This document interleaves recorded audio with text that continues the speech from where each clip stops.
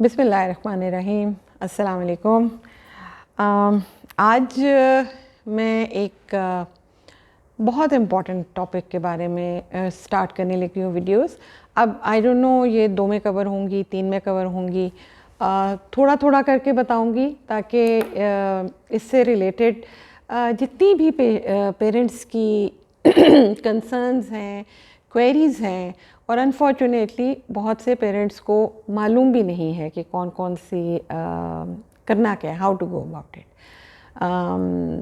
तो आज मैं आपको प्राइमरीली जो हमारी इम्यूनाइजेशन या वैक्सीनेशन हम छोटे बच्चों की करते हैं उसके बारे में आपसे डिटेल में बात करना शुरू करूँगी और उसके मुख्तलिफ़ एस्पेक्ट्स को हम कवर करेंगे।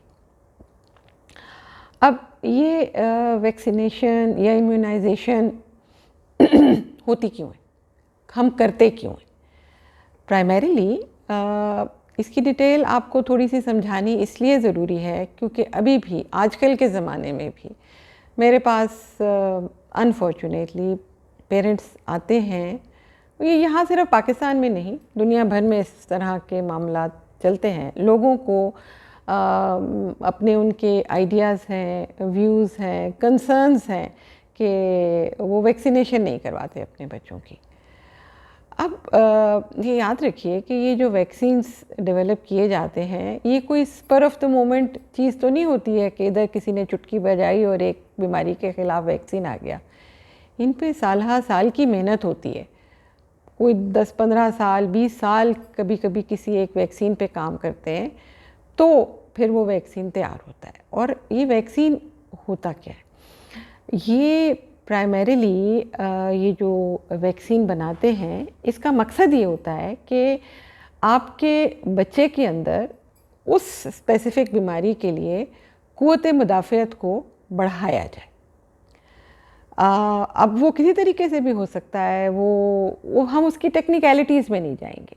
आपको सिर्फ इतना याद रखने की ज़रूरत है कि ये जो वैक्सीन्स डेवलप किए जाते हैं ये दुनिया भर में बच्चों में ख़ास तौर पे जो 5 साल से कम उम्र बच्चे जिनमें के, और ये इन्फेक्शंस के अगेंस्ट होते हैं, तो जो बच्चे जिनमें के इन इन्फेक्शंस की वजह से शराए अमवात बहुत, जिन बीमारियों से शराए अमवात बहुत ज़्यादा रही हैं, ख़ास तौर पे उनसे बचाव के हिफाजती टीके बनाए गए।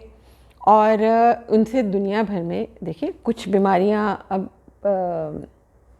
स्मॉल पॉक्स जैसे ख़त्म हो गया, दुनिया में ख़त्म हो गया। अब सिर्फ शायद एक या शायद 2 लेबॉरेटरीज़ हैं जहां उसका जरासीम मौजूद है। उसके अलावा तो दुनिया में अब स्मॉल पॉक्स कहीं नहीं होता। स्मॉल पॉक्स चेचक को कहते हैं। अब आजकल के बच्चों को तो मालूम भी नहीं होगा कि स्मॉल पॉक्स चीज़ क्या है, सिवाय इसके कि जिन्होंने साइंस पढ़ी। या तो ये किस तरह पॉसिबल हुआ? ये वैक्सीनेशन की वजह से ही हुआ ना। स्मॉल पॉक्स बहुत डिसफिगरिंग किस्म की होती थी और सीरियस इन्फेक्शन भी ये हो जाती थी। तो कितना फ़ायदा हुआ एक वैक्सीन को डेवलप करने से कि एक बीमारी से आपके बच्चे महफूज हो गए। तो क्या आप नहीं चाहेंगे आप अपने बच्चों की हिफाजत के लिए क्या क्या नहीं कर रहे होते हैं? जो माँ बाप की इस्तिताअत में होता है वो अपने बच्चे की हिफाजत और उसकी वेलबींग के लिए वो करते हैं, खर्च करते हैं। उसमें ये बड़ी फिर कई दफ़ा सरप्राइजिंग बात होती है कि बहुत बहुत केयरिंग किस्म के माँ बाप भी जो होते हैं एट टाइम्स वो डिसाइड ये कर लेते हैं कि उन्होंने अपने बच्चों को हिफाजती टीके नहीं लगवाने क्योंकि उनको किसी ने मिसगाइड कर दिया होता है कि ये शायद अच्छी चीज़ नहीं है। तो ये याद रखिए कि ये जो वैक्सीन्स हैं छोटे मोटे मसलाइल तो ज़ाहिर है जब टीका लगाते हैं तो किसी को बुखार होगा, कोई अनफॉर्चुनेट वो मिलियंस में कहीं किसी बच्चे में कोई और वो भी जहाँ हिस्ट्री प्रॉपर ना ली गई हो और टीका हिस्ट्री जाने बगैर लगा दिया गया हो तो खुदा न खास्ता कोई एनाफाइलेक्टिक रिएक्शन या इस तरह की कोई प्रॉब्लम हो सकती है। अदरवाइज़ इन वैक्सीन्स की सेफ्टी को बहुत बहुत ज़्यादा टेस्ट किया जाता है क्योंकि उन्होंने अपने बच्चों को भी तो लगाने हैं ना। सिर्फ कोई हमारे बच्चों से दुश्मनी थोड़ी है कि बस ऐसी एक चीज़ निकाल के तो उन्होंने मार्केट में रवाना कर दी। तो अपने बच्चों को महफूज बनाने के लिए वैक्सीनेशन के अमल के ऊपर एहतियात, इस पे एतबार कीजिए।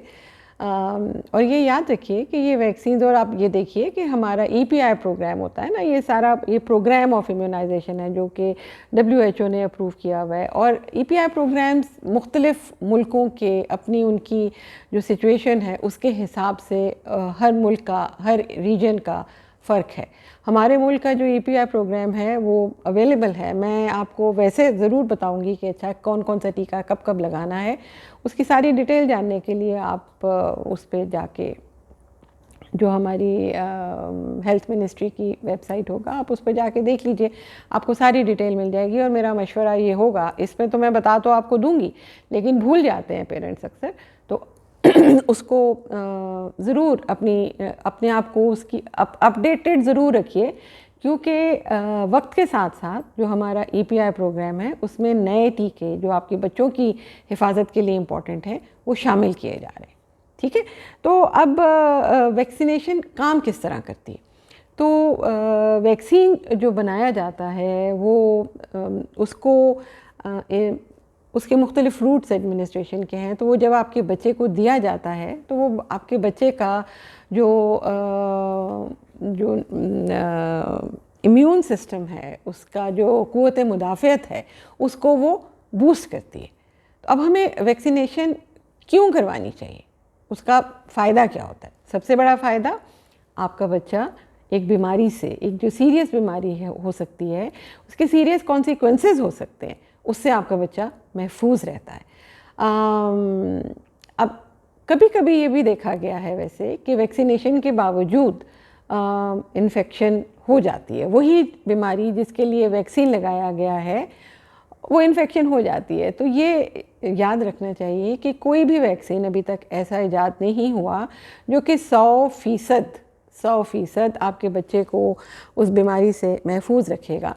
मुख्तलिफ़ वैक्सीन्स की एफिकेसी मुख्तलिफ है, लेकिन ज़्यादातर मतलब कोई 80% है, कोई 85, कोई 90, कोई 95, हर वैक्सीन की अपनी एक एफिकेसी है, इतने फ़ीसद वो आपके बच्चे को उस बीमारी से महफूज रखेगा।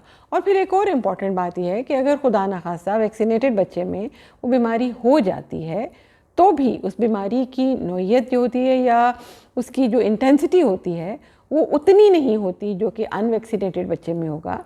प्लस जो कॉम्प्लिकेशंस, जो पेचीदगियाँ उस बीमारी के साथ हो सकती हैं, वो फिर वैक्सीनेटेड बच्चे में होने के चांसेस बहुत कम हो जाते हैं। तो आपके बच्चा मतलब sort of win win situation है ना, कि अगर खुदा न खास्ता कोई मसला हुआ भी तो उसकी कॉम्प्लिकेशंस आपके बच्चे में नहीं होंगी। ठीक। अब वैक्सीन करवाना इसलिए भी इम्पॉर्टेंट है कि बहुत सारी बीमारियां जो कि जैसे मैंने कहा कि स्मॉल पॉक्स अभी तक शायद वो वाहिद बीमारी है जिसको कि वैक्सीन के थ्रू हम ख़त्म कर सकें, बाकी थोड़ी बहुत फिर भी अभी चले जा रही हैं। और उसकी वजह क्या है? उसकी वजह यही है कि ना सिर्फ पाकिस्तान में बल्कि और मुल्कों में भी, इवन डेवलप्ड कंट्रीज़ में भी अभी भी लोगों के ग्रुप्स ऐसे हैं जो कि वैक्सीनेशन को अच्छी चीज़ नहीं समझते, वो अपने बच्चों को वैक्सीनेट नहीं करवाते। और अनफॉर्चुनेटली इसका नुकसान क्या होता है कि अगर वैक्सीनेशन आप नहीं करवाते हैं तो आपका बच्चा खुद भी तकलीफ़ उठाता है और वो सोर्स ऑफ इन्फेक्शन बन जाता है और बच्चों के लिए भी वो बीमारी फैलने का सबब भी बन सकता है। तो ये जो वैक्सीन प्रिवेंटेबल डिजीज़ हैं, आप बीमारियां तो बेशुमार हैं ना, टीके अभी हर एक बीमारी के ख़िलाफ़ तो नहीं बने हैं, सिर्फ उनके लिए बने हैं जिनकी मॉर्टेलिटी, जिनकी कॉम्प्लिकेशंस बहुत ज़्यादा हैं और जिनके ख़िलाफ़ इफ़ेक्टिव वैक्सीन्स बन चुके हैं, ताकि आपके बच्चे और उनकी वजह से, जो वैक्सीनेटेड बच्चे हैं उनकी वजह से और बच्चे भी महफूज रह सकें। आपके बच्चे सेहतमंद रहते हैं, ज़ाहिर है जो बच्चे बीमार नहीं होंगे, जिनको सीरियस इन्फेक्शंस नहीं होंगी, तो वो सेहतमंद भी रहेंगे। ये इसमें और ये याद रखिए कि ये वाली जो वैक्सीन प्रिवेंटेबल डिजीज़ हैं, जो इन्फेक्शंस हैं, जो कि हम इन हिफाजती टीकों से जो लगवाते हैं, उसका फ़ायदा क्या है? सबसे बड़ा फ़ायदा ये है कि it can make a difference between life and death. अब याद रखिए कि कई दफ़ा कोई इन्फेक्शन जो कि वैक्सीन से बचाई जा सकती है, वो अगर बच्चे में हो जाती है तो वो, अगर बच्चा अनवैक्सीनेटेड है तो वो इन्फेक्शन, जैसे मैंने पहले भी बताया कि वो बहुत सीरियस और बहुत कॉम्प्लिकेटेड हो सकती है। और उसका एक और फिर मॉनेटरी एस्पेक्ट भी है। आप जब वैक्सीनेशन नहीं करवाते तो उसका मसला क्या होता है, एक तो आपका बच्चा बीमार, ठीक, बीमारी काटता है, और उसके अलावा उस बीमारी के इलाज पे जो जहनी परेशानी होती है, जो तकलीफ़ सारी फैमिली उठाती है, जो तकलीफ़ बच्चा उठाता है, और फिर आपकी जेब पे ये बहुत भारी पड़ता है। तो एक टीका लगवा लेना आपको इन बहुत सारे मसाइल से बचा लेता है। और फिर आपकी फैमिली भी उस खुदा न खास्ता कोई अच्छा नतीजा नहीं निकलता वैक्सीनेशन। आप अब देखिए ना, इस चीज़ को बहुत ज़्यादा टीवी पे भी प्रमोट किया जाता है। फॉर एग्ज़ाम्पल आप पोलियो को ही ले लीजिए ना, कि लोग पोलियो वैक्सीन के ख़िलाफ़ क्या क्या प्रोपेगेंडा नहीं किया गया, और फिर जिनके बच्चे को खुदा न खास्ता पोलियो हो जाता है तो फिर उनके लिए तो एक लाइफ टाइम रिग्रेट होता है।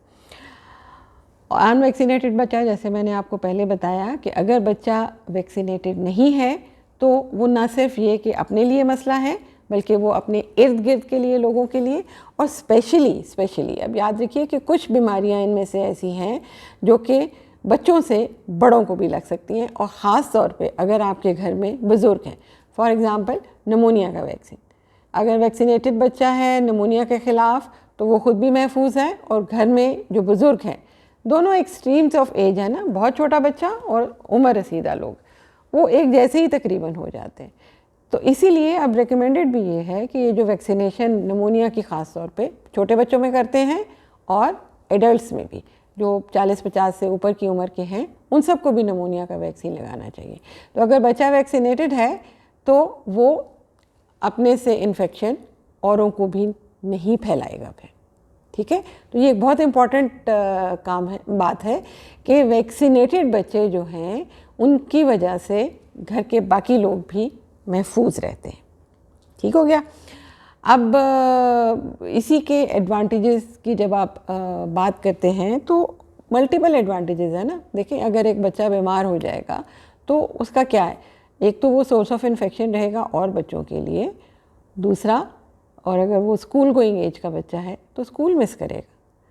आपने बचपन में टाइम पे इम्यूनाइजेशन नहीं करवाई है, लेटर एज में जाके उसको वो कुछ उनमें से कोई इन्फेक्शन हो जाती है, तो कोई खुदा ना खासा किसी क्रिटिकल टाइम पे वो बीमार हो सकता है। फॉर एग्ज़ाम्पल इम्तिहान आ गए और इम्तिहान के दिनों में उसको चिकन पॉक्स निकला है, अब क्या करेंगे? मसला है ना बच्चे के लिए।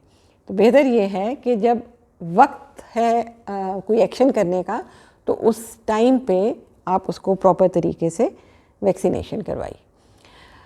अब ये तो थी कुछ जनरल बातें कि हमें वैक्सीनेशन क्यों करवानी चाहिए। इसमें अब हुकूमत की तरफ से बहुत सारी बीमारियों के लिए वैक्सीन्स हैं। आप कम से कम अगर ख़ुद से और लेके नहीं लगवा सकते हैं तो कम से कम जो गवर्नमेंट के EPI प्रोग्राम के वैक्सीन्स हैं वो आपने सारे ज़रूर करवाने। ये इसलिए इम्पॉर्टेंट है कि और वो मैं आपको बताऊंगी कि वो कौन कौन से होते हैं, उनको मिस नहीं करना, टाइम पे लगवा लीजिए। और अगर खुदा न खास्ता कोई वैक्सीन मिस हो गया है तो कोई बात नहीं, मतलब 7 साल की एज से पहले आप इनमें से बहुत सारे वैक्सीन्स फिर भी हैं, उनकी फ्रीक्वेंसी ऑफ डोजेज थोड़ी कम हो जाएगी, लेकिन आप उनको फिर भी लगवा सकते हैं। तो ये मत सोचिएगा कि अच्छा इसका तो टाइम गुजर गया, अब शायद हम नहीं लगवा सकते, ऐसी कोई बात नहीं है। आप अपने डॉक्टर के पास जाइए। अगर आपने अभी तक, आपके घर में कोई बच्चे हैं जिनकी कोई मिस्ड डोजेज़ हैं या जिनको आपने शुरू ही नहीं करवाई हैं, तो इन सब का आपको वैक्सीनेशन अप टू डेट ज़रूर करवानी है। ये बहुत ज़रूरी है, बच्चे की हिफाजत के लिए भी और बाकी घर वालों की हिफाजत के लिए भी। ठीक है। अब वैक्सीन्स देने के तरीके कौन कौन से, मैं फिर आपको इसके बाद बताऊंगी कि वैक्सीन्स हैं कौन कौन से। अब याद रखिए कि वैक्सीन्स देने के मुख्तलिफ तरीके हैं। स्किन के अंदर भी लगता है, स्किन के नीचे भी लगते हैं, मांस में भी लगते हैं और पिलाए भी जाते हैं। ठीक है, अभी तक के लिए इतना ही। इसके बाद मैं आपको नेक्स्ट वीडियो में बताऊंगी कि हमारा वैक्सीनेशन स्केड्यूल है क्या क्या, और फिर उससे नेक्स्ट में मैं बताऊंगी कि कौन सी कंडीशंस हैं कि जब आपने नहीं लगवाना, एब्सोल्यूट और रिलेटिव कॉन्ट्राइंडिकेशंस। ओके, अल्लाह हाफ़िज़।